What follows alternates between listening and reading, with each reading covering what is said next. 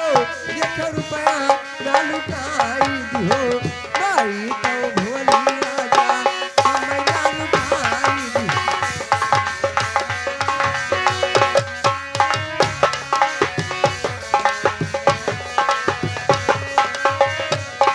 वैसा सारानी पलंग चढ़ा बैठे वैसा सारानी वैसा सारानी पलंग चढ़ा बैठे वैसा सारानी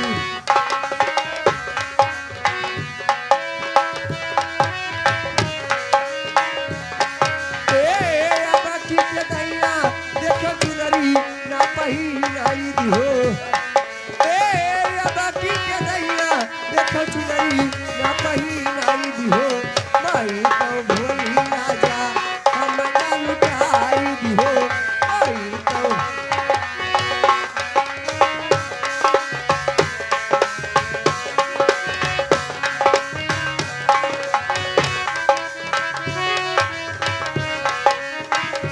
घर ना लुटायो देख रुपया ना लुटाई दिहो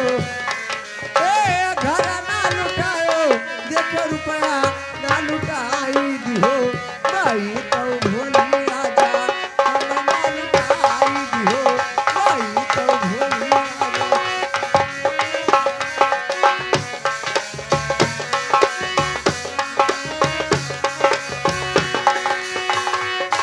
हेलो ए मुंशी जी क्या है? लड़कों का मम्मा मनो खाट सोई गई हो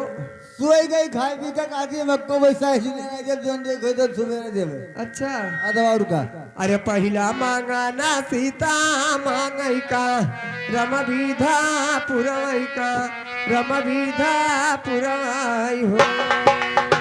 पहिला मांगा ना सीता मांगई का रम विधा पुरवई का रम विधा पुरवाई हो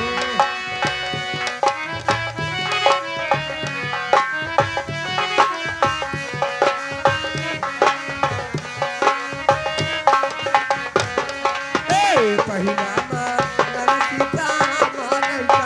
रम विधा पुरवई का रम विधा पुरवाई हो सीता मांगे सीता मांगैया अयोध्या के राजसा रजनी के दर्शन सा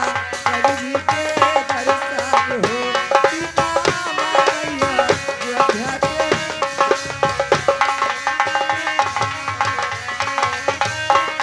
सीता मांगैया अयोध्या के राजसा रजनी के दर्शन सा रजनी के दर्शन हो सीता मांगैया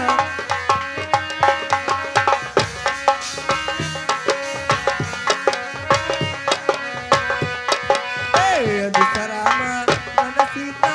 मांगई का रम विधा पुरवई का रम विधा पुरवाई हो दूसरा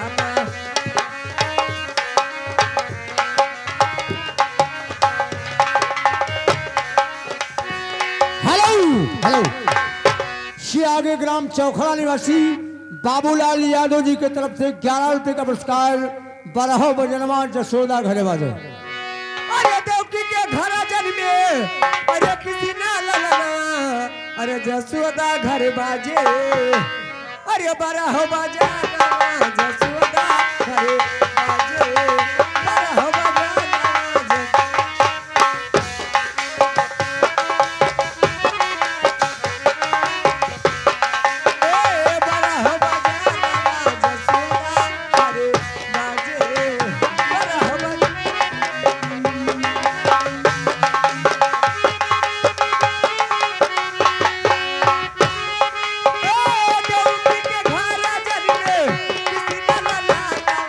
अरे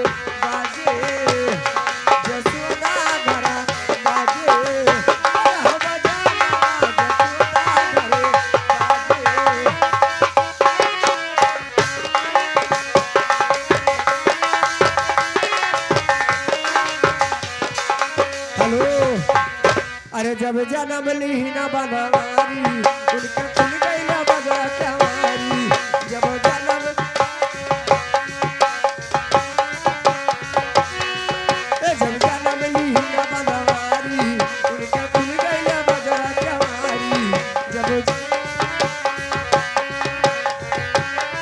अरे खुल गया बाजू बंदा अरे हाथ कई कंगना अरे जसोदा घर बाजे अरे बरह बजाना जसोदा घर बाजे बरह बजाना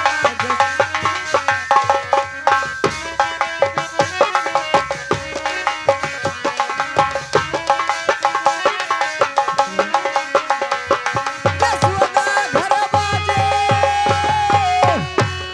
जसोदा घर बाजे जसोदा घर बाजे बरह बजाना जसोदा घर बाजे